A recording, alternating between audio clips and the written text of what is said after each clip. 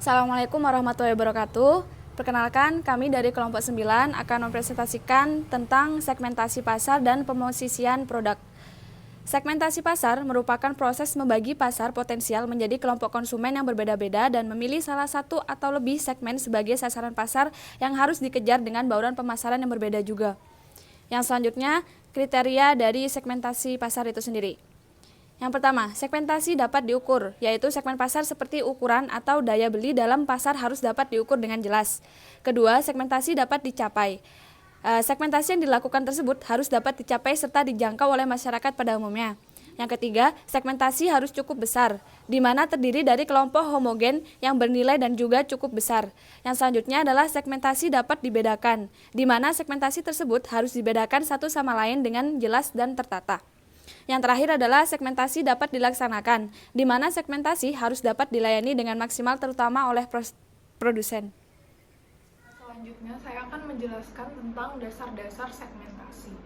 Dasar-dasar segmentasi ini dia terdiri atas segmentasi geografis yang mencakup daerah, ukuran kota, kepadatan, dan iklim. Kemudian ada segmentasi demografis. Dia meliputi usia, jenis kelamin, status perkawinan, penghasilan, pendidikan, dan pekerjaan. Kemudian segmentasi psikologis, yaitu berupa motivasi, kebutuhan, kepribadian, persepsi, learning involvement, dan sikap. Lalu ada segmentasi psikografis, yaitu segmentasi berupa gaya hidup.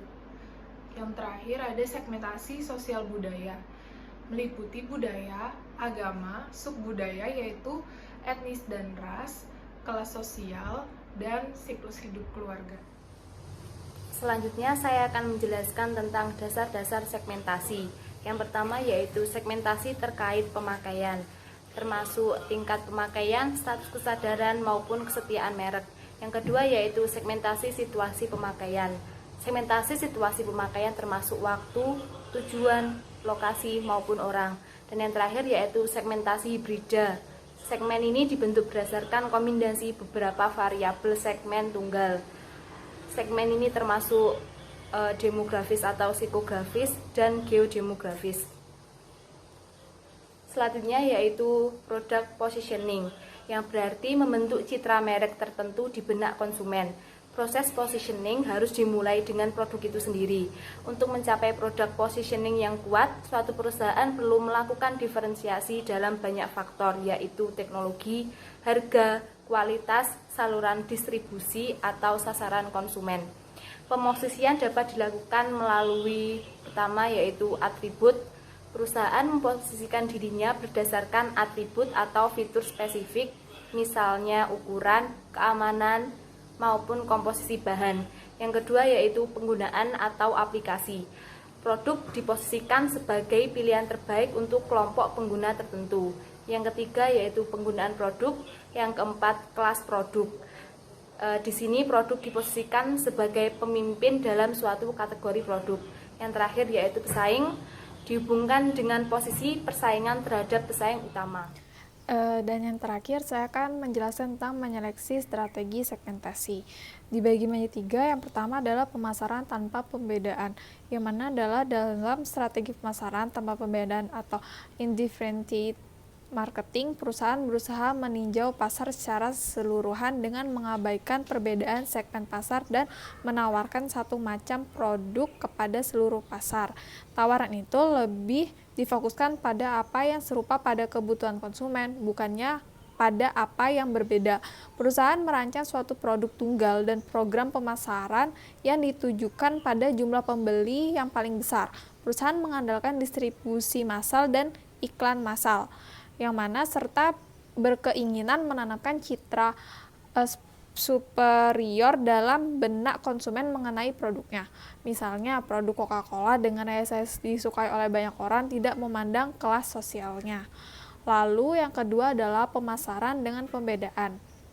Dalam strategi pemasaran dengan pembedaan atau differentiated marketing, perusahaan memutuskan untuk memilih beberapa segmen pasar dan memproduksi barang yang berbeda untuk masing-masing segmen.